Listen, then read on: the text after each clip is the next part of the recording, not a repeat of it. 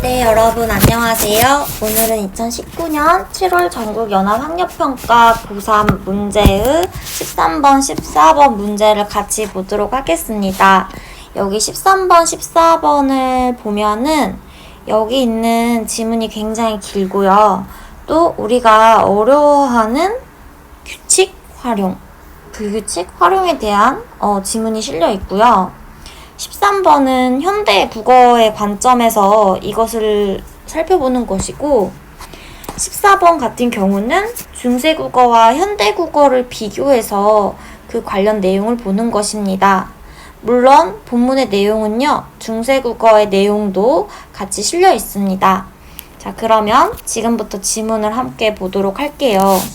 용어는 문장에서 사용될 때 다양한 모습으로 변화한다라고 되어 있는데 이 용언이란 것은 동사, 형용사라고 배웠습니다. 이게 활용하다 할 때 그 용자예요. 그래서 활용을 하기 때문에 활달하게 움직이는 그런 모습처럼 다양한 모습으로 변화합니다.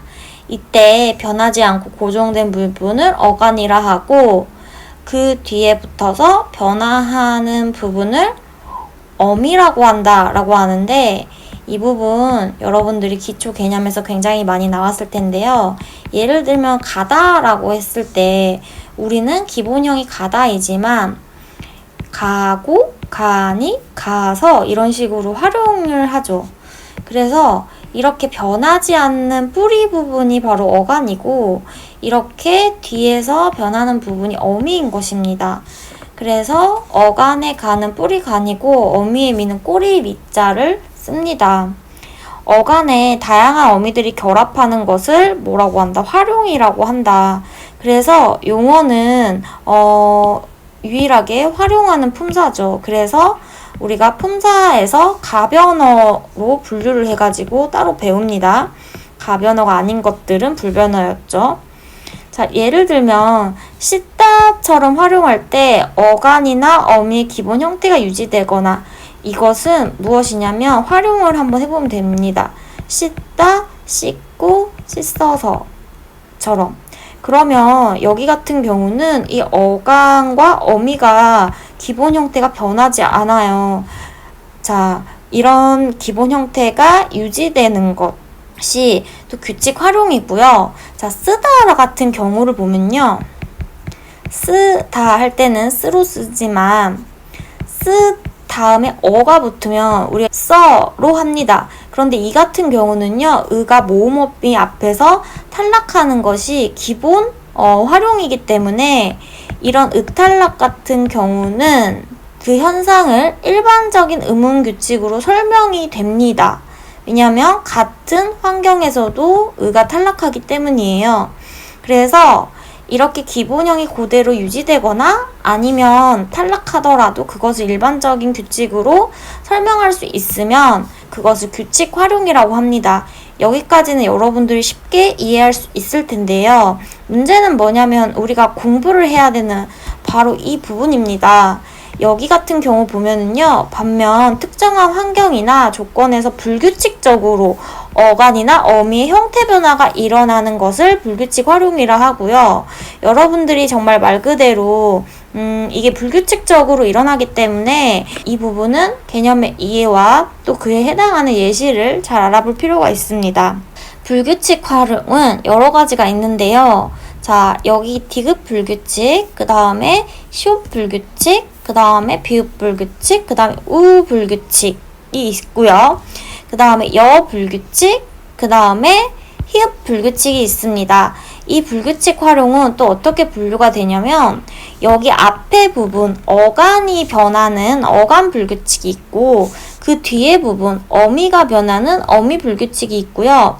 어간과 어미 모두 다 변하는 불규칙이 있습니다. 우선은 어간이 바뀌는 경우에 하나, 둘, 셋, 네 개가 예시로 나왔죠. 자, 예문을 같이 볼게요. 씻다와 같은 디귿 불규칙. 이거는 뭐냐면 우리가 씻다, 씻고 이렇게 자음으로 오는 어미가 뒤에 오면 이 원래의 어간이 형태가 유지가 됩니다.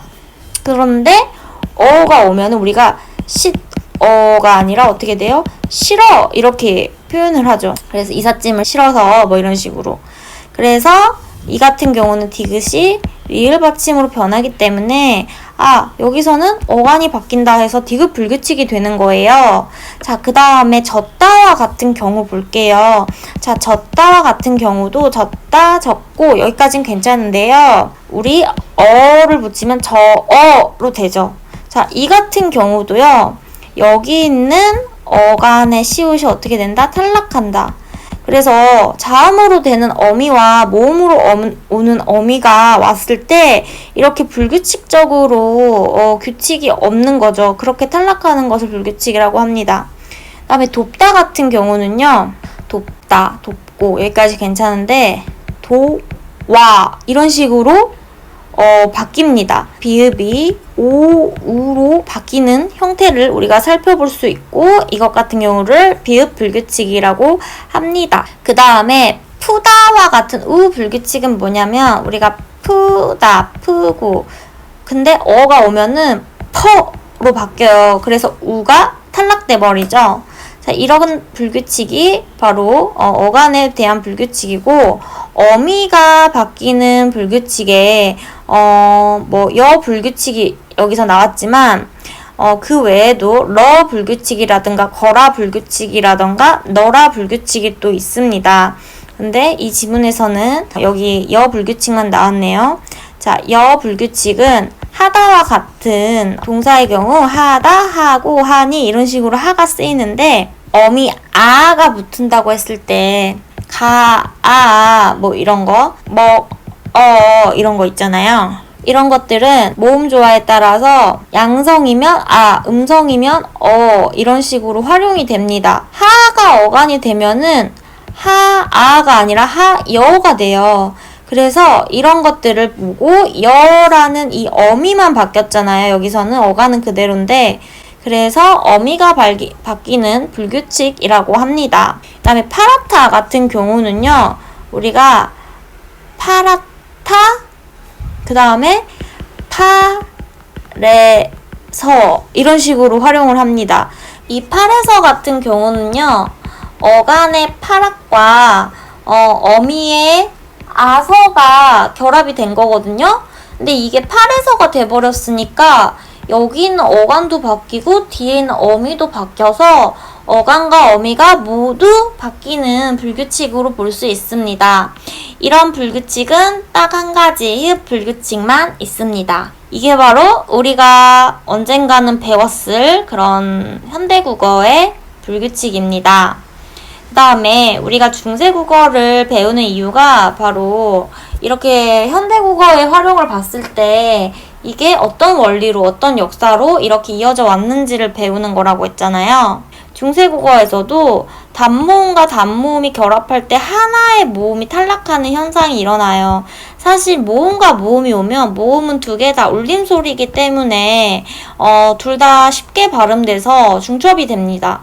하나가 탈락해버려요. 예를 들어 지금 또 이어지는 쓰다. 자, 이거 지금 어두자운군이 된 소리로 바뀌었는데요. 여기서도 어가 붙으니까 어떻게 됐어요? 의가 탈락했죠. 지금의 쓰다가 써로 활용하는 거랑 같아요. 그래서 이렇게 의탈락을 살펴볼 수 있었다.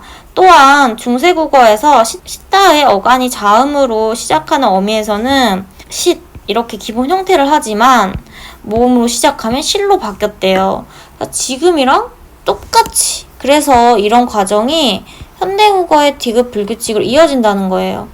돕다와 졌다 역시 자음으로 시작하는 어미 앞에서는 어간의 기본 형태를 유지하지만 그 외에는 지금 여기서는요. 순경읍 비읍이나 반치음 같은 것들이 소멸했지만 이런 식으로 다르게 교체했다는 거예요. 그래서 여러분들이 내가 이 부분 잘 몰라도 자음으로 시작하는 어미가 아닌 모음으로 시작한 어미에서는 이렇게 교체되기도 했다. 이렇게 보면 됩니다.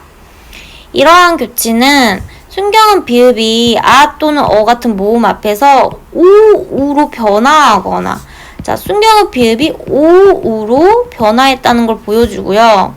아래의 또는 의와 결합하여 오 또는 우로 바뀌어서 현대 국어에서 비읍 불규칙으로 나타나는 거예요.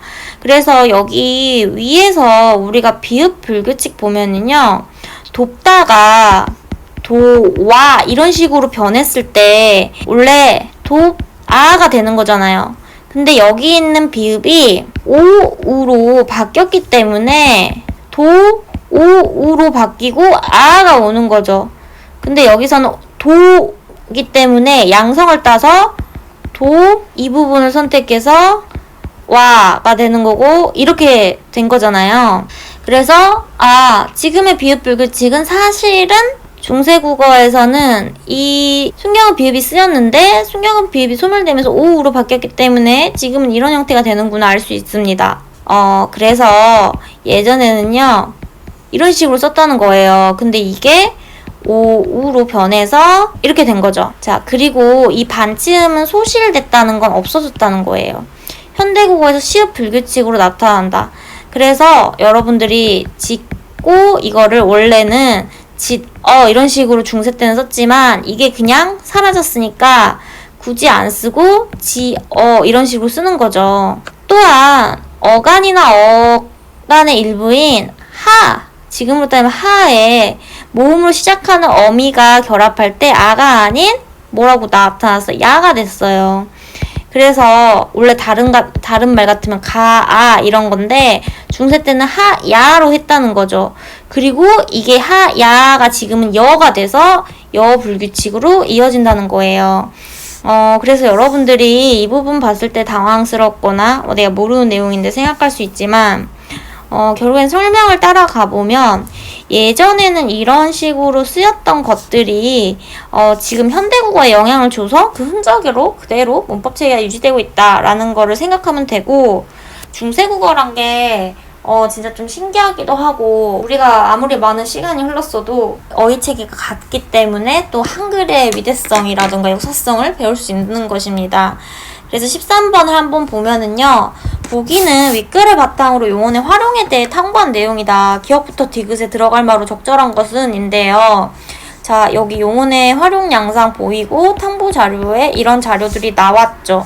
그 다음에 빈칸만 채우면 되는데요. 자, 따르다는 무엇처럼 의가 모음으로 시작하는 어미 앞에서 탈락하는 규칙 활용을 한대요. 그럼 기억에서는 여러분들이 규칙 활용을 하는 동사를 찾으면 되죠. 반면 푸르다는 니은에서 따르다와는 다른 활용 양상을 보인다는 점에서 불규칙 활용이다. 자, 그럼 이게 어간과 어미 중에 이 푸르다가 어떻게 바뀌는지를 보면 되고요. 또한 묻다는 디귿에서 묻다와는 다른 활용을 보인다는 면에서 불규칙 활용이다 라고 얘기를 하고 있는데, 이것도 역시 어미인지 어간인지를 살펴보면 됩니다. 그럼 다 같이 한번 살펴볼게요. 자, 따르다 같은 경우는 이렇게 되는 거예요. 따르아라는 모음으로 시작하는 어미가 오면 의가 탈락해요. 그래서 의가 탈락하고 나면은 따라 이런 식으로 바뀐다는 거예요. 그러면 의탈락의 규칙 활용을 찾으면 됩니다. 자, 다 같은 경우 보세요. 이거 같은 경우는 아라고 모음이 오면 어떻게 되나요, 우리? 가로 의가 탈락합니다. 그러면 이거 규칙 활용 맞죠? 자, 그럼 다다르다 보세요. 이것도 아를 붙여봅시다. 다다르아 이렇게 안 하죠? 의를 탈락시키고 다다라 이런 식으로 쓰죠. 그래서 이거 맞죠? 그러면 1번하고 2번은 규칙 활용이네? 네, 맞아요. 그러니까 답의 가능성이 있습니다. 그 다음에 부르다 같은 경우는요, 부르아라고 되어 있는데, 자, 우리가 이거를 부라 이렇게 하나요? 의가 탈락되면 부라 해야 되잖아요. 그렇게 안 하죠. 불러 이렇게 되죠. 그래서 여기서 부르다 같은 경우는요, 르가 탈락하고 리을이 덧나는 르 불규칙입니다. 그리고 르 불규칙 같은 경우는 어간이 바뀌는 불규칙이에요. 그래서 이거는 안 돼요. 3번 답이 안 되고요. 들르다 같은 경우도 이런 식으로 어를 붙일게요. 그러면 러 이런 식으로 으가 탈락하죠. 그래서 들르다도 맞습니다. 그래서 규칙 활용 맞고요. 머무르다 해볼게요. 머무르다. 머무르어가 되죠. 그런데 이 같은 경우는 우리가 머무러 하나요? 이렇게 안 하잖아요. 어떻게 말해요? 머물러 이렇게 얘기한다는 얘기예요. 이것도 아까 부르다와 마찬가지로 르가 탈락하고요. 리을이 덧났어요. 그래서 여기서 부르다와 머무르다는 뭐예요? 르 불규칙인 것입니다. 그래서 이것 두 개는 안 돼요, 답이. 자, 그러면 이제 그 다음으로 갈게요.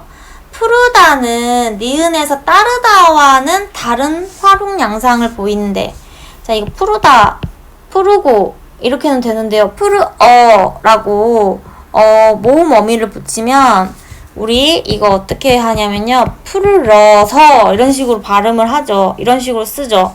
그러면 어가 아니라 우리는 러로 뒤에 있는 뭐가 바뀌었어요? 어미가 바뀌었습니다.